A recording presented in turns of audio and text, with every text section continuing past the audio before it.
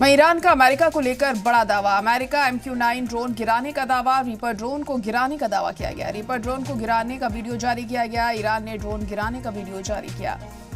तो इस वक्त की बड़ी और अहम खबर आपको बता रहे हैं। ईरान का अमेरिका को लेकर बड़ा दावा सामने आया। अमेरिकी MQ-9 ड्रोन गिराने का दावा किया है ईरान ने।